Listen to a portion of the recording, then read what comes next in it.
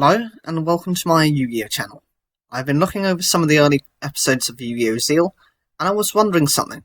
Whatever happened to Shark's original strategy? In the beginning, the focus of Shark's deck was meant to use Aqua-type monsters, who could have banishing effects, and general water and wind attribute monsters. These weren't focused on a power strategy, but more on individual effects, which would give him more advantage. To demonstrate my point, we'll actually look at the first series pack for Yugioh Zexal called Generation Force. So we have Big Jaws. This is a water fish level 3 effect monster with 1800 attack and 300 defense. Its effect is, at the end of the battle phase, if this card attacked, banish it. It was just really used as a main beatstick type of monster. For a level 3, it's got quite a decent attack stat, and it was generally used because Shark knew he could banish it to use for the effects of other monsters, or to fuel his other banish-based effects. The next card was Skull Kraken. It's a dark Aqua level 3 monster with 600 attack and 1600 defense, and the effect is, when this card is normal summoned, you can target one face-up spell card your opponent controls, destroy that target. Once per turn, you can change the battle position of this card. The interesting thing about this is one of Shark's only non-water or wind attribute monsters. I believe the other kind of dark attribute he focused on using was Black Ray Lancer, which was a rank 3 Xyz monster. This was used as his general spell version of destruction, rather than using cards such as Mystical Space Typhoon, of which he could have used as an option, but then again he probably would have preferred having this as a monster effect. The benefit as well is that this card would be able to attack into your opponent if they could, and then change its position so Shark wouldn't take any damage from battle. Drill Barnacle is a Water Aqua level 3 with 300 attack and 0 defense. This card can attack your opponent directly. Each time this card inflicts battle damage to your opponent by a direct attack, this card gains 1000 attack.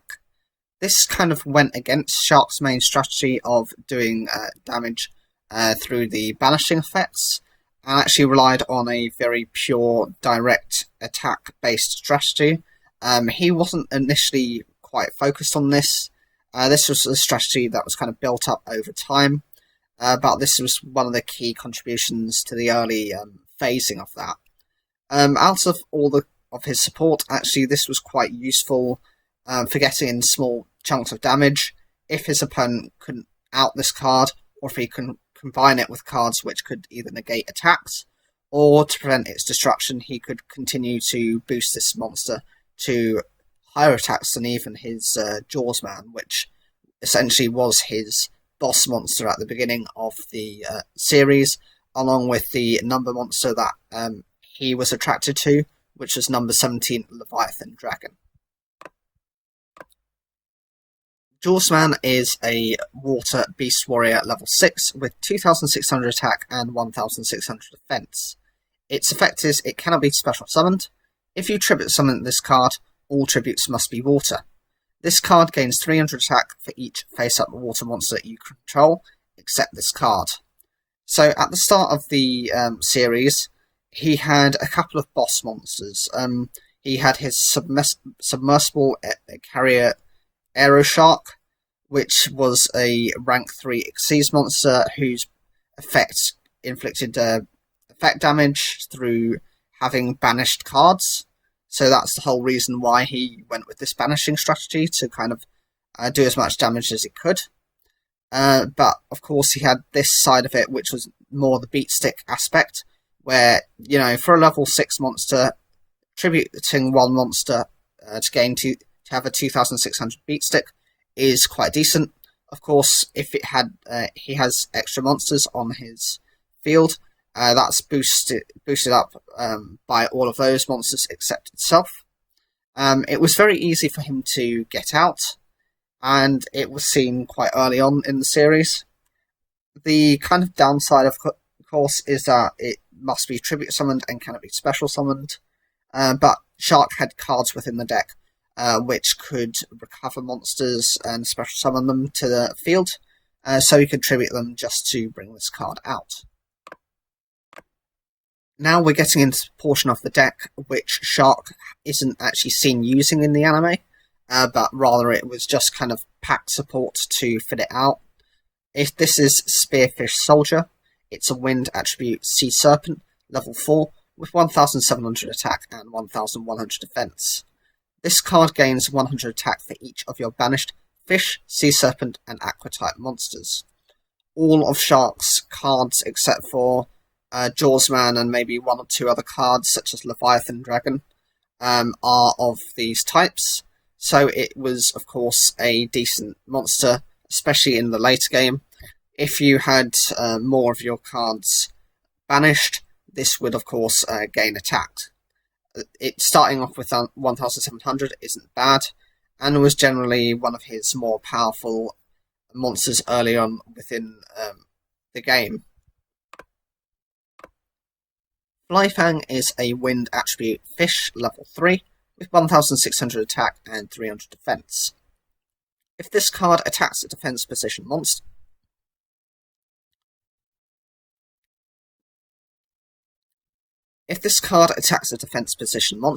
inflict piercing battle damage to your opponent at the end of the battle phase. If this card inflicts battle damage to your opponent, banish this card until your next standby phase.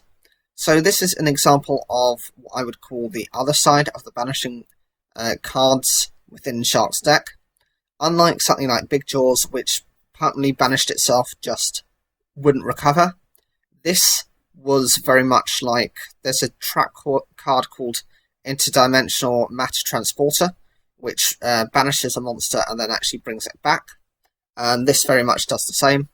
The purpose of this is really it can be used to go into one of Shark's rank 3 Xyz monsters, either Leviathan Dragon or your Submersible Carrier Aero Shark, because it just banishes itself safely.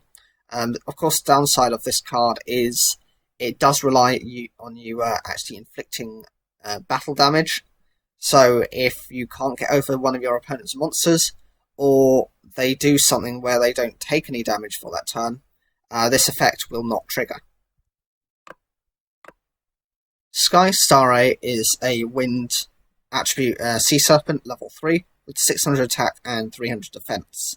Its effect is this card can attack your opponent directly at the end of the battle phase. If this card attacked directly, banish this card until your next standby phase. So the point of this is to do small amounts of direct damage, unlike something like Drill Barnacle, which constantly wants to increase its stats. This card's purpose is to just direct attack, banish itself, and then bring itself back for the next turn. The reason for doing this is so that it protects itself, as it has weak stats. It cannot generate any more unless you add various support, such as Aquajet, to it.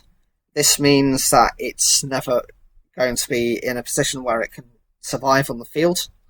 The problem with this is, of course, it has to have attacked directly if its effect is negated, or if its attack is negated, then this effect doesn't go off, making it susceptible for your opponent's attacks. It basically makes itself a giant target. Air Orca is a wind attribute Sea Serpent, level 3, with 1400 attack and 300 defense. The effect is, once per turn, you can banish one fish, sea serpent, or aqua type monster from your hand, then target one face-up card your opponent controls, destroy that target, then banish this card until your next standby phase. So this is one of Shark's general destruction-based cards. Of course, it helps because you're getting rid of cards. By banishing them, often that means that you have more support within your hand to recover things through other effects. And of course, this has the response similar to Flyfang or Sky Starray, to be able to banish itself once it's used its effect. and then to bring itself back the following turn. This provides it a level of protection, so you can use this effect at multiple times. Of course, this being a once per turn effect is not that great, but then again, you're probably not going to want to discard that many cards from your hand in order to trigger this effect. Winged Tortoise is a wind attribute aqua type monster with level 3 with 1500 attack and 1400 defense. Its effect is when a face-up fish, sea serpent or aqua type monster you control is banished, you can special summon this card from your hand or graveyard. The banished monsters must be either fish, sea serpent or aqua type even after being banished. So this effect actually helps to generate your field. It special summons itself, so it can go in for one of the rank 3 Xyz monsters that Shark has, and because you're banishing monsters quite rapidly, this effect can trigger from both the hand and the graveyard, so it can be used more than once, which makes it quite decent within his type of deck. Now we're on to Shark's number monster. This is number 17 Leviathan Dragon. It's a dragon water attribute Xyz monster, rank 3, with 2000 attack and 0 defense. It requires just 2 level 3 monsters.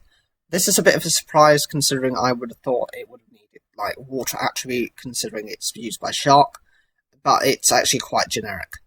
The effect is, once per turn, you can detach 1 Xyz material from this card. This card gains 500 attack. If this card has no Xyz material, it cannot attack your opponent directly.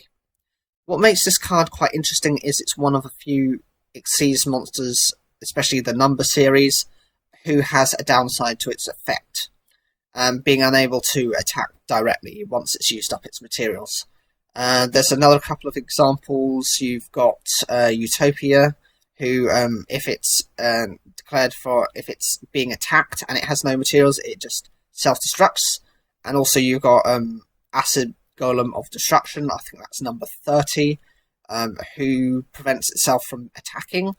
And you also take life point damage for just having it on the field.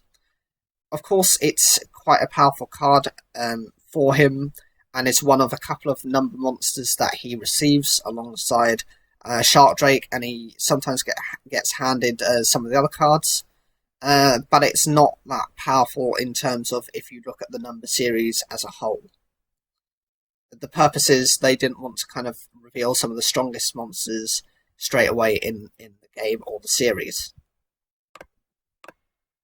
This was Shark's other main boss monster, Submersible Carrier Aero Shark. This is a water fish Xyz monster, rank 3, with 1900 attack and 1000 defense. It just requires 2 level 3 monsters. Its effect is, once per turn, you can detach 1 Xyz material from this card, inflict 100 damage to your opponent for each of your banished monsters. So this is where the burn side of his deck comes into play. By having more banished monsters, he's able to trigger off this effect multiple times, to inflict small amounts of burn damage. Interestingly, this is one of those cards that actually received quite a difference between its TCG effect and the anime effect. In the anime, his Aero Shark is able to detach material to inflict 400 damage to your opponent for each card you are holding in your hand. Typically, Shark would have a monster and then special summon another monster to Xyz summon this card. So he would maybe have 3 cards in his hand, and it would be able to do 1200 points of damage. And that's traditionally how he'd play it. And this kind of chip damage would then build up with other cards a bit later on. Aquajet is a normal spell card with the effect target 1 face-up fish, sea serpent or aqua type monster you control. It gains 1000 attack. The best thing about this card is its permanent effect. It's not until the end of this turn or until your next standby phase. It is just gaining that 1000 attack. Pairing this with cards such as Drill Barnacle, who can direct attack anyway, will ensure that it gets boosted up to 2300 attack after its attack has gone through, providing it with a little bit more strength to protect itself, or could be used with some of the other monsters, for example with Leviathan Dragon, to make it a much higher beat stick. You think once it's used its materials, actually scrap that, it can't be used with Leviathan Dragon because it's a dragon type monster, but some of his other his Xyz monster with Submersible Carrier Aeroshark, or some of his other support can gain, up to 2,500 into almost a 3,000 range, pairing this with other cards. Unfortunately as well, it can't be used with Jawsman, his main deck boss monster, because that is also that's a Beast Warrior type, so ironically some of his more powerful cards can't interact well with this card. Surface is one of Shark's relatively go-to recovery cards to bring back monsters. It's a normal spell card with the effect target 1 level 3 or lower fish, sea serpent or aqua type monster in your graveyard, special summon it in face-up defense position. Of course, this could be used in a couple of ways. It could be used to sacrifice to tribute summon for the Jawsman, or potentially could be used to go into a rank 3 Xyz play, which is typically what it was used for. Fishing Kits is a normal spell card with the effect, if you have 3 or more banished fish, sea serpent or aqua type monsters, target 1 card on the field and banish it. So this banishing effect is actually really good, considering it doesn't really have too many conditions to it. Most of your monsters will have the effect of banishing themselves, and they're mainly of these types anyway. So being able to use this effect is relatively easy to kind of introduce.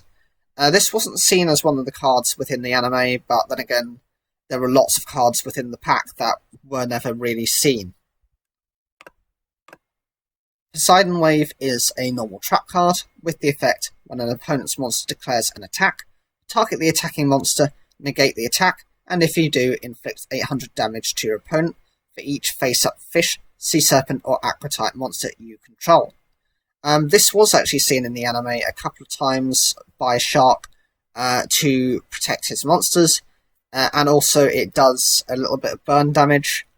It was quite versatile of what it can do, and actually could be used in against duels such as with Yuma, who would typically not actually interact with these cards very well. They just go in for the attack, not thinking, oh, Shark has a trap card on the field, it might trigger when I actually go into my attack. Explosive Urchin is a continuous trap card with the effect, activate only when your opponent activates a trap card. During your standby phase, inflict 1000 damage to your opponent. Your opponent must control a face-up trap card for you to activate and resolve this effect. During your third end phase, after activation, send this card to the graveyard. So this is generally one of his burn cards. It was used, I think, in the first duel against Yuma, but then again, he was very foolish in just being able to activate things. He didn't actually take into account the consequences. He obviously defeated Shark by bypassing him through Astral's advice, but otherwise I think Shark would have won that duel. Underworld Egg Clutch is a normal trap card with the effect, when a face-up fish, sea serpent or aqua type monster you control is banished, add 1 level 4 or lower fish, sea serpent or aqua type monster from your deck to your hand. This is good within the deck because a lot of your cards will just banish themselves either through their own effects or be able to banish themselves and actually recover themselves for the following turn. This can still trigger through that effect, and that means you can actually search for any of these key components. So if you're looking for a specific effect from a specific monster, you can generally get that card a lot easier through searching by this effect. Oh, Fish is a counter trap with the effect, when an effect monster's effect activates, shuffle one of your banished fish, sea serpent or aqua type monsters into the main deck, negate the activation and destroy it. So this card has a couple of effects. Unfortunately, it doesn't work on anything other than effect monsters. If it had been for anything, if it had been basically similar to something like, I don't know, Solemn Judgment, Solemn Warning, something like that, that would have been great.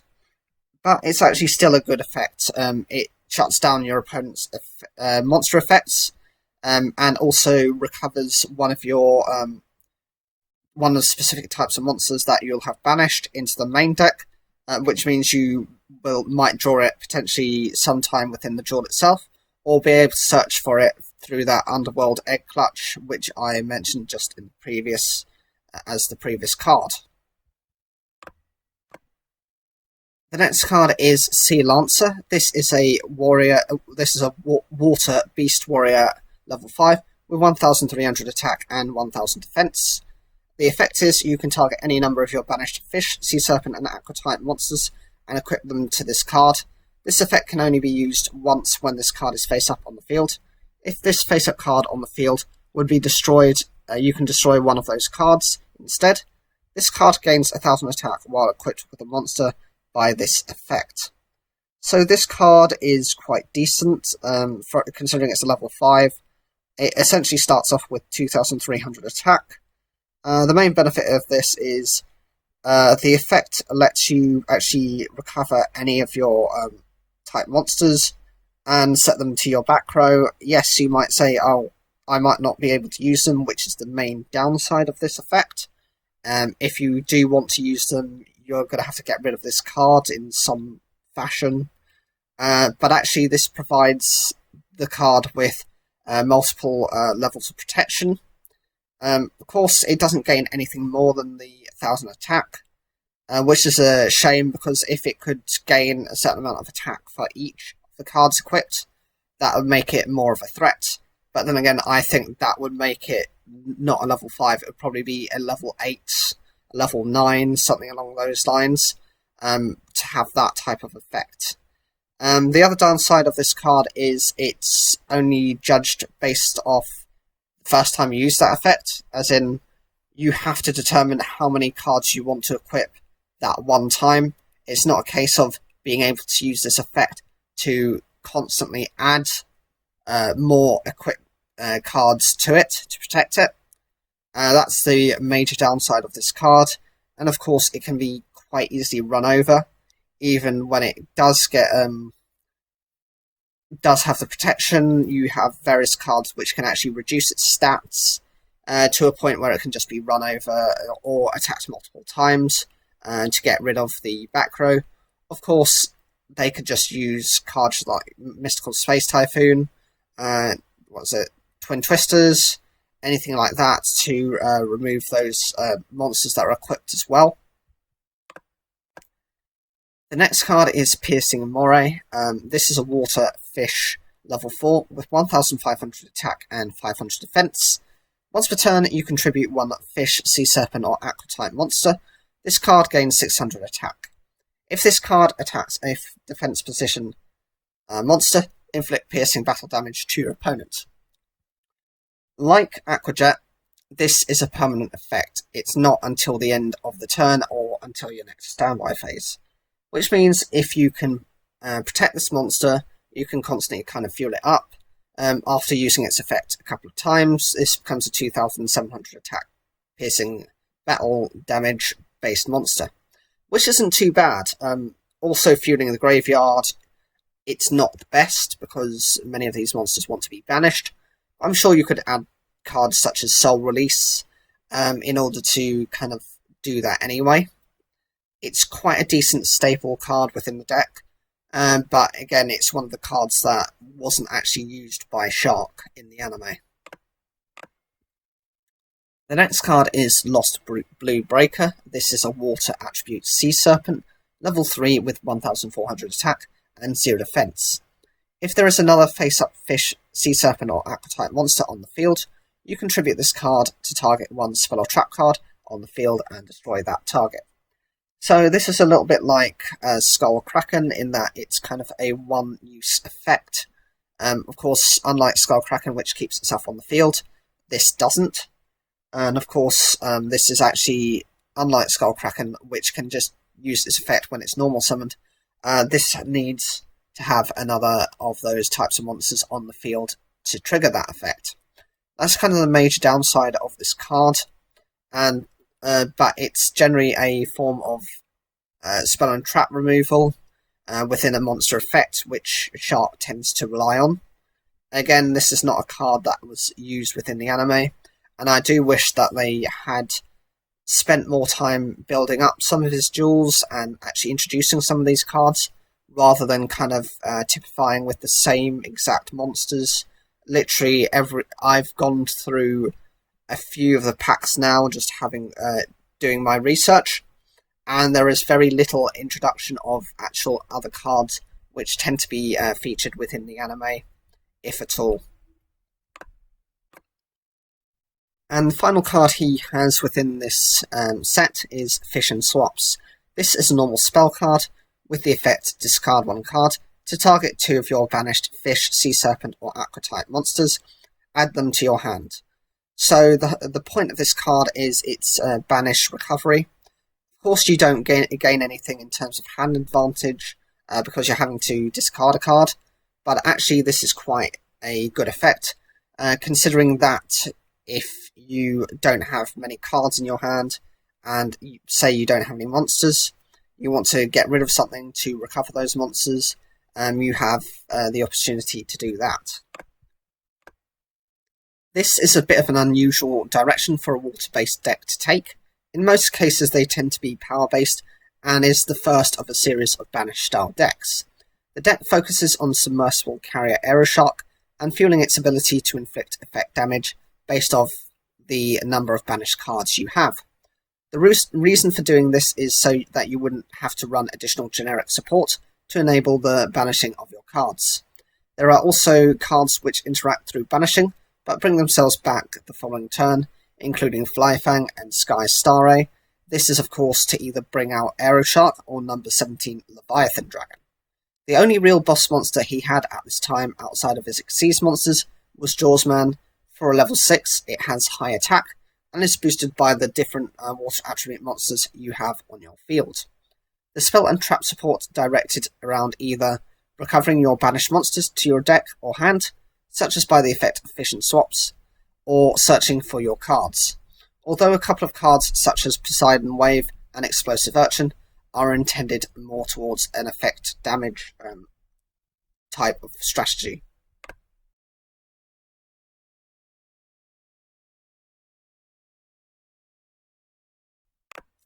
So, the advantages of this type of deck. The deck synergizes well together by either searching for cards, recovering banished cards, disrupting your opponent by destroying their cards, or removing themselves and bringing themselves back to be used for rank 3 Xyz monsters the following turn. Think of it a little bit like interdimensional matter transporter in a monster form. Certain cards can boost their stats to a decent level, where they are more difficult to overcome, and can support other monsters. The versatility of the strategy is decent, as you can focus on destroying your opponent's cards, burning your opponent through effect damage, or direct attacks through the effect of Joel Barnacle. And finally, the deck was built at a time when these effects were decent, and would work on the most basic of Xyz monsters at the start of Yugioh Zexal.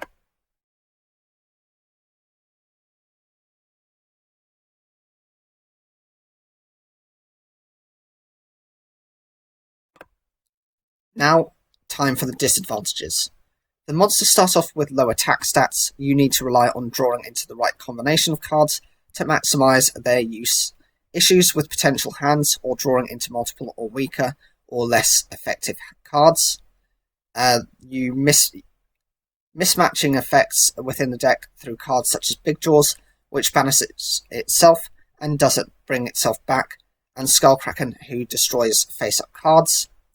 The deck is heavily reliant on going second and waiting for your opponent to make their moves before being able to respond to them, which is a very defensive strategy and cannot be used very flexibly in its approach. Effects of cards cannot always be triggered in response to other effects. For example, Poseidon Wave relies on an attack declaration being made, in contrast to traps such as Threatening Roar, which can be triggered in response. And finally, it relies on having other monsters on the field for some of the effects to trigger. In cases where you have no other cards, you could draw into something where its effect doesn't matter for your given situation. So overall, Shark's first strategy for banishing monsters is decent, and for its time within the series was effective, but as the game has progressed, his style has needed to change to update to a more powerful style. What do you think of Shark's original style? Was it something